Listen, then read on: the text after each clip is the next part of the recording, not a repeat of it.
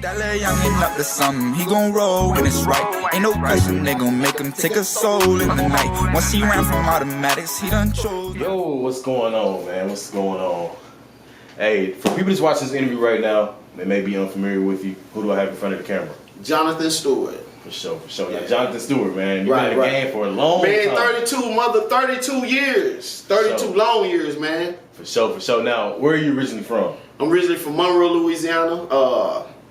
I moved from Monroe, Louisiana. My daddy was in the Marines, so I did a whole lot of traveling around when I was young, California, Nebraska. But I moved to Fort Worth, Texas, 1987. I moved from Monroe, Louisiana, and I moved to Stop Six. Country boy, moving to the big city. For sure. Now, how was that transition like for you, moving to Stop Six from Monroe? Well, it really was no transition, because back then, it really wasn't. It was no games. There were no codes. If you go to school and you go to school at Dunbar, and the principal come and say, "Hey, who's skipping school? Who was out there in the back? Who was in the back smoking weed?" Everybody will say, "Man, it was him," because nobody want to get in trouble. There were no codes. Damn. There was no code when I came up. Now later on, the codes came with the game, but there was no codes, man. So you know, it wasn't a. I was so young that I didn't know what a transition was at that point. For sure. Now you're in Fort Worth as the game coach. You got bigger there. Right. How was that environment like for you out there? What you mean, like then or now? What you mean? Back then when it first started happening. Man, I remember. I ain't gonna say his name, but I remember a friend of mine before the games got started. A friend of mine moved down here from San Diego.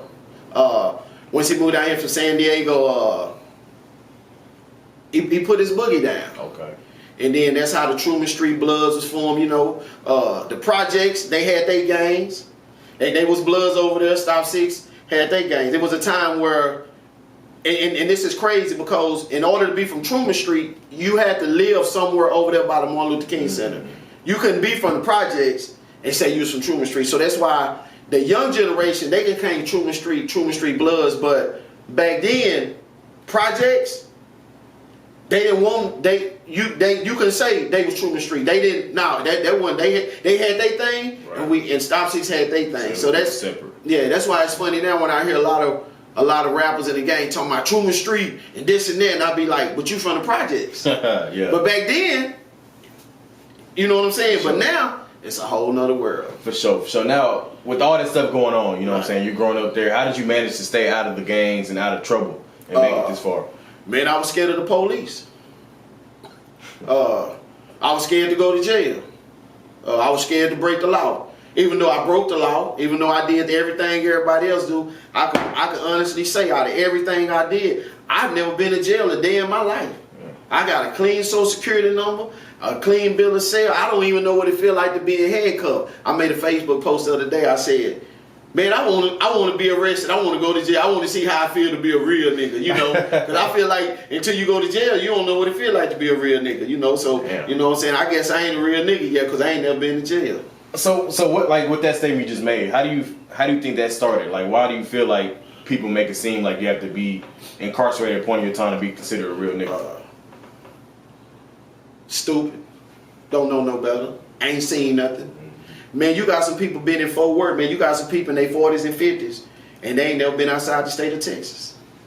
You got some people, got kids, mama might have had a house in Fort Worth and Stop Six.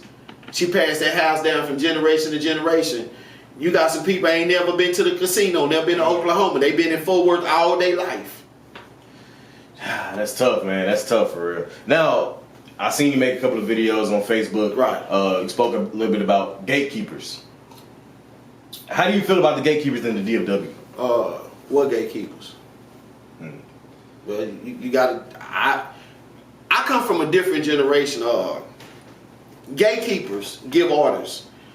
Gatekeepers don't give explanations. Gatekeepers don't tell why they feel about something. To me, there's no gatekeepers. There's nobody here that's really valid where they can go to. This is what a gatekeeper is.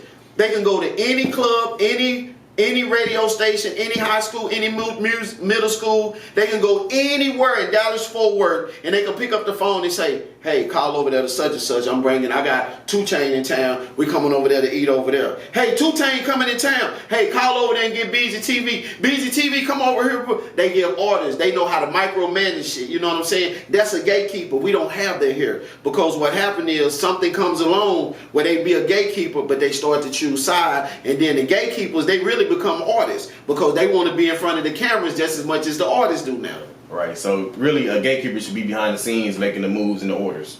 Yeah. Okay, for sure. That's understandable. Now, That youngin' up to something, he gon' roll when it's right. Ain't no question, they gon' make him take a soul in the night. Once he ran from automatics, he done chose not to fight. We gon'